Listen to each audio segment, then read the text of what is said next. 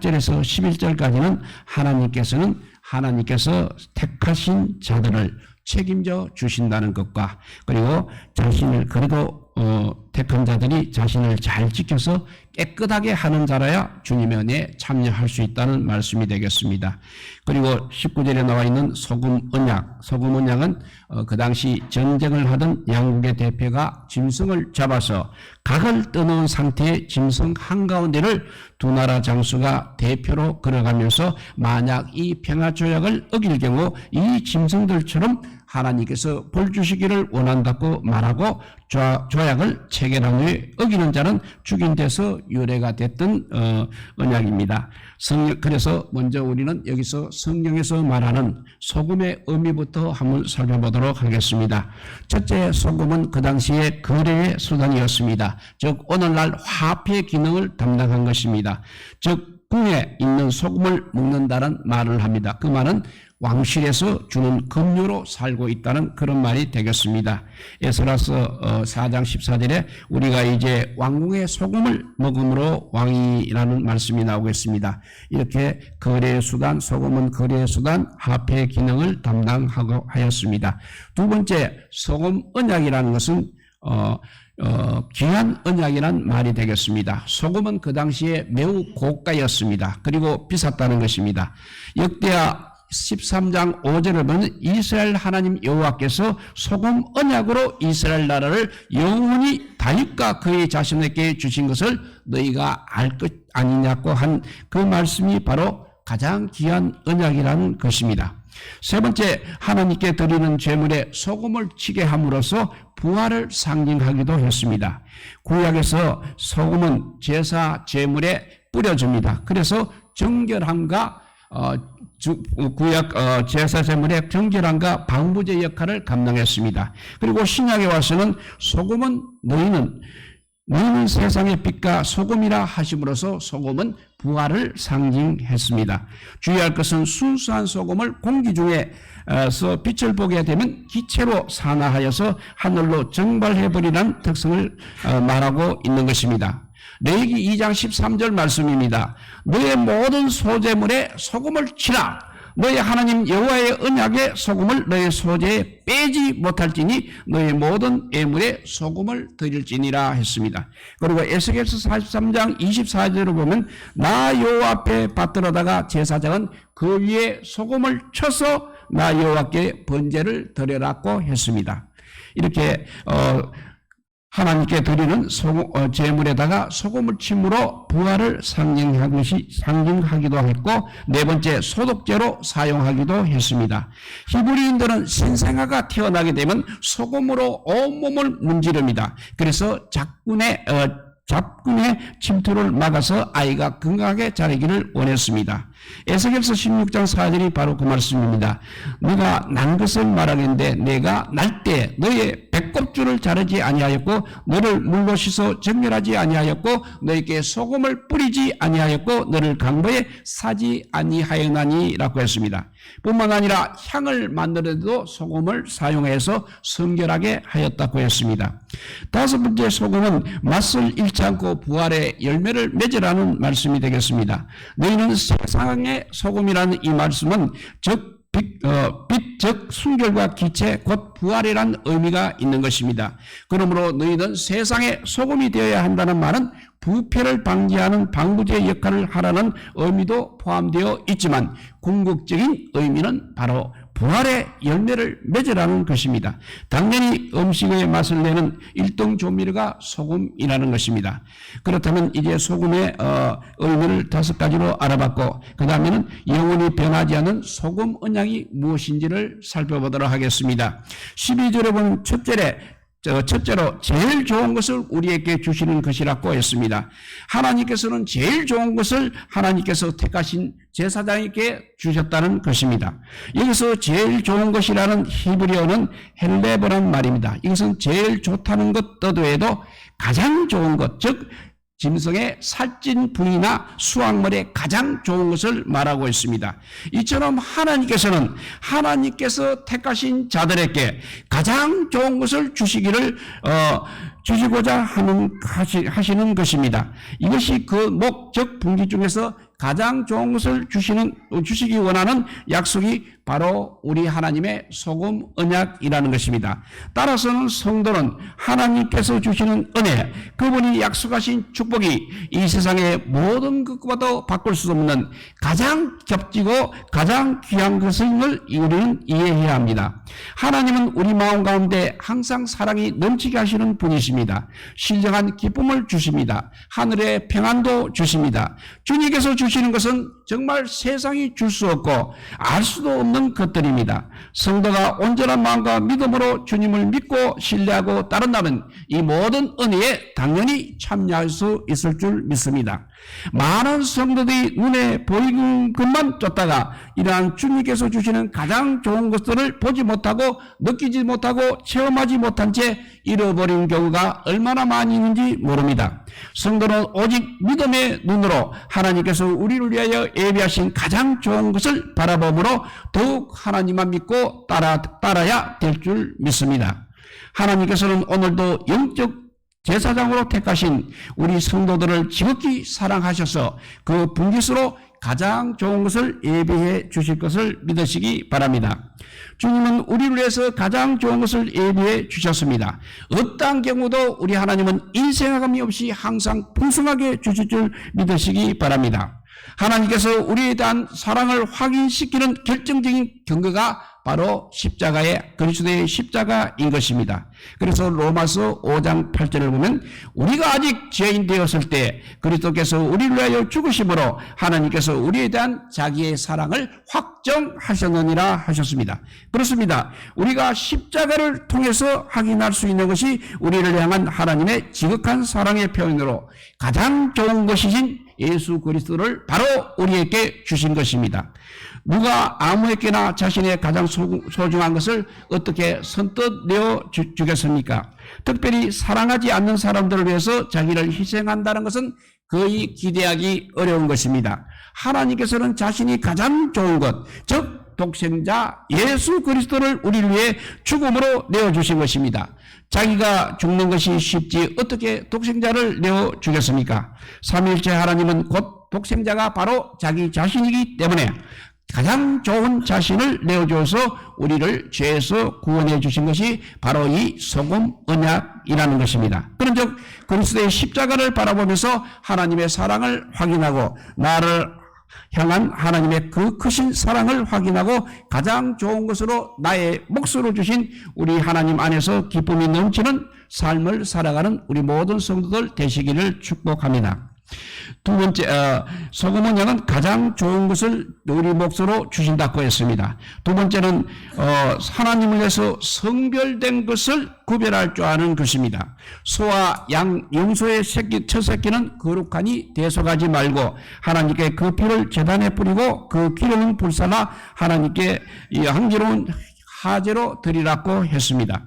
이러한 규례대로 하나님께서 우리에게 허락하신 것과 금하신 것을 항상 구별할 줄 알아야 하는 것입니다. 즉 대속해야 할 사람의 장녀나 부정한 짐승의 초태생들과 속하지 말아야 할 소, 양, 염소의 초태생을 대조시켜 구별하라는 것입니다.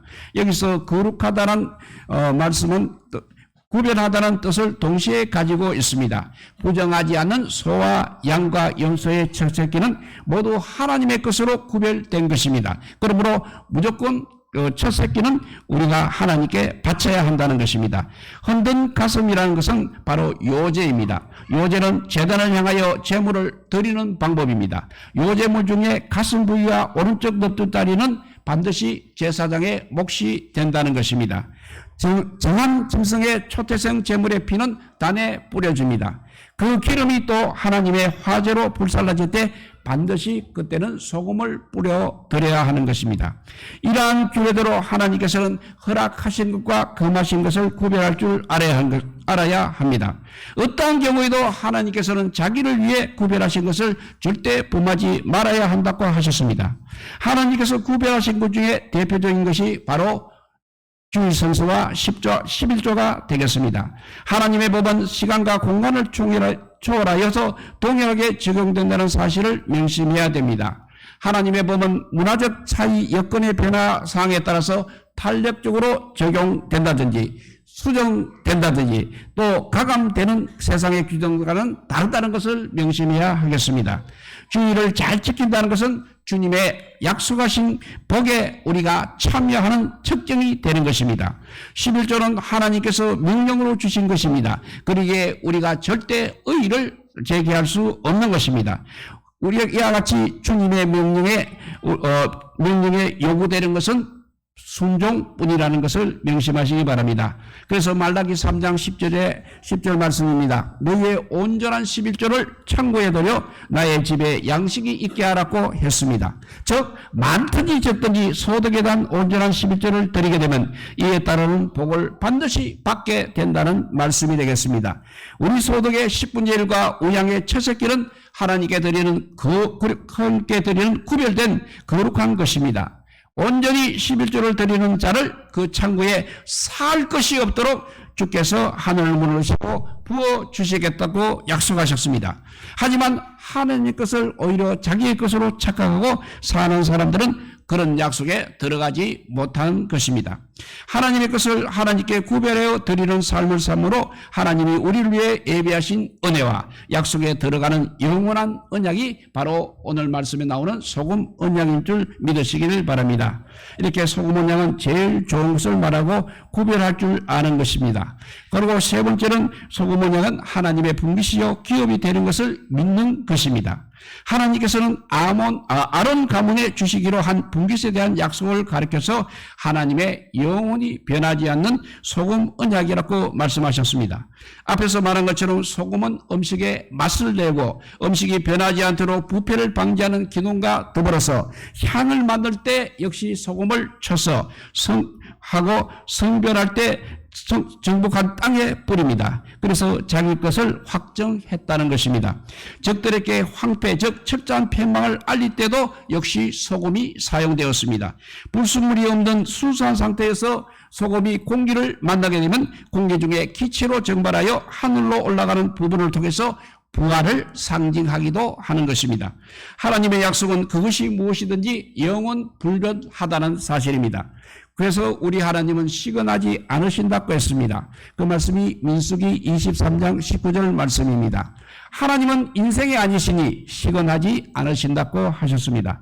시건이라는 말은 말을 먹어버린다. 즉 거짓말한다는 말이 되겠습니다. 거룩하신 하나님께서는 거짓말을 할 수 없는 분이십니다. 그러므로 하나님께서 하신 말씀은 우리가 모두 참으며 신뢰할 만한 것입니다.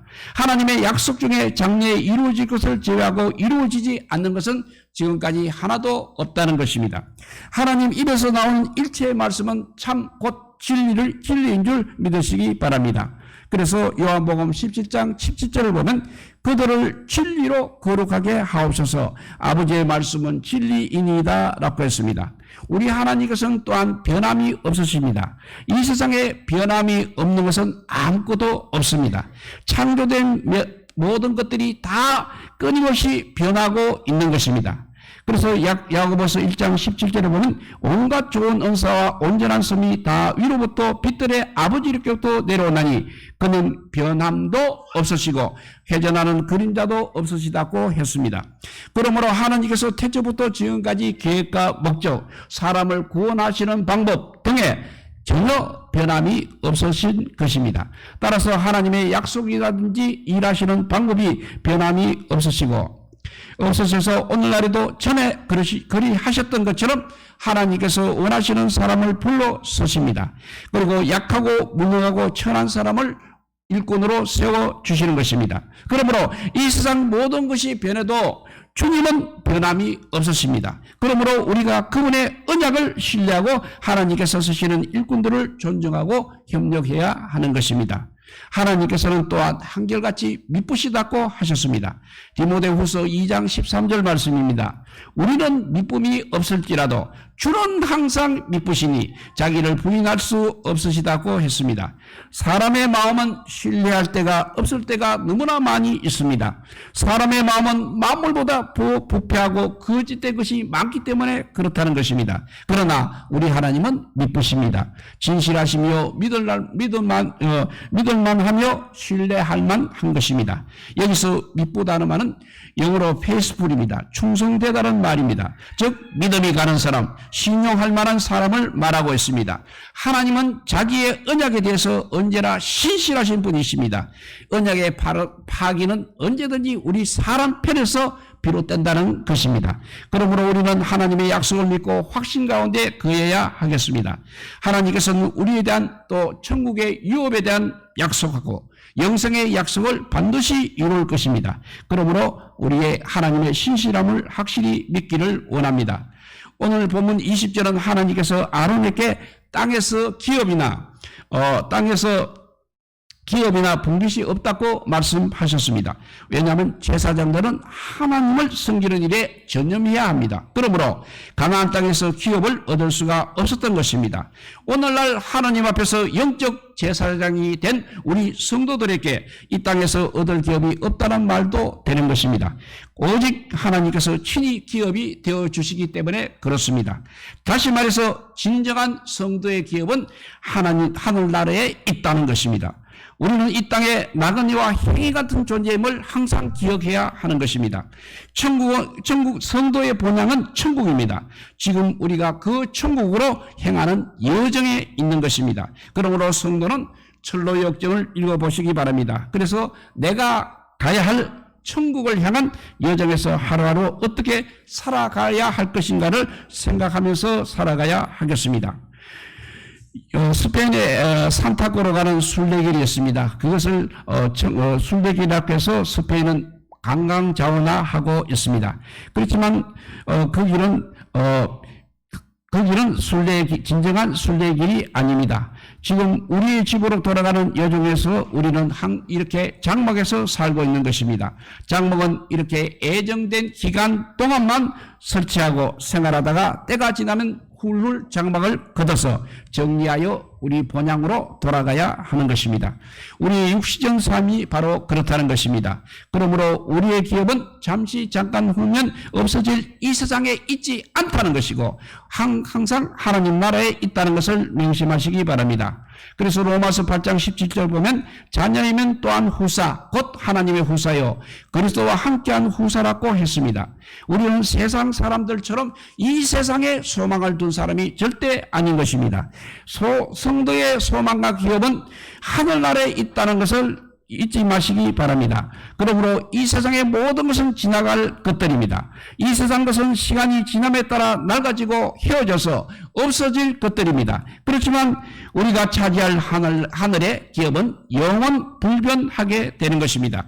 바로 우리는 그리스도와 함께 이 특별한 기업을 차지할 백성, 즉 하늘나라의 유업을 이어받을 자입니다. 그러므로 무엇보다도 우리는 그리스도를 본받는 자들이 되도록 힘써야 합니다. 그래서 세속적인 것에는 절대 연연하지 말아야 하겠습니다. 세상에 보화를 쌓아두는 사람들은 세상 끝날 아마 가슴을 치고 통곡을 하겠습니다. 그렇지만 하늘에 보화를 쌓아두는 우리 성도들은 이 세상이 끝나는 날이 기쁨으로 승리의 계산가를 부르게 될 줄 믿으시기 바랍니다. 하나님이 분깃이 되고 기업이 되는 성도는 영원 불변한 이 소금 언약이 이루어질 것임을 믿는 성도가 되시기를 축복드립니다. 이제 말씀을 정리해 봅니다. 영원히 변하지 않는 소금 언약이 세 가지라고 했습니다. 첫째로 좋은 것을 우리의 몫으로 주시는 것이고, 둘째로 하나님에서 선별된 것을 구별할 줄 아는 것이고, 세 번째는 하나님의 분깃이요 기업이 됨을 믿는 것입니다. 이렇게 소금 언약은 영원 불변한 언약입니다. 그래서 하나님께서는 우리 성도들이 하나님의 기업이 되고 하나님의 분깃이 되어서 예수 그리스도를 닮아감으로 하나님께서 우리에게 주신 사명을 원래도 온전히 감당하기를 하나님께서 기뻐하고 계신다는 것을 기억하시고 원래도 이 소금 언약을 굳게 지켜서 반드시 하늘나라를 기업으로 받으시는 우리 모두가 되시기를 주님의 이름으로 축복드립니다. 기도하겠습니다. 사랑의 하나님 감사합니다. 올해도 아버지 작년처럼 이렇게 새해가 왔지만 기쁜 마음보다는 주변의 사정을 볼 때 아버지 어떻게 하면 좋을지 몰라 우왕좌왕할 수밖에 없는 아버지 세상인 것을 바라보게 됩니다. 이것은 바로 우리 주님께서 오시는 날이 가까워졌다는 것을 우리에게 아버지 가르쳐주고 있는 상징입니다. 그러므로 아버지 이제 주님께서 우리에게 아버지 주신 이 소금 언약을 우리가 지킴으로써 영원한 하나님 나라를 기업으로 받을 수 있는, 그리고 우리의 소망과 기업은 항상 하늘나라에 있다는 것을 생각하고 이 세상의 것들 때문에 하늘나라를 아버지 우리가 잊어버리는 어리석을 아버지 범하지 않는 우리 모든 성도들이 되게 하여 주시기를 간절히 빌고 오라올 때 이 모든 말씀 아무 공도 없으나 우리 구주 예수 그리스도 이름으로 기도드리옵나이다. 아멘. 우리 찬송가 324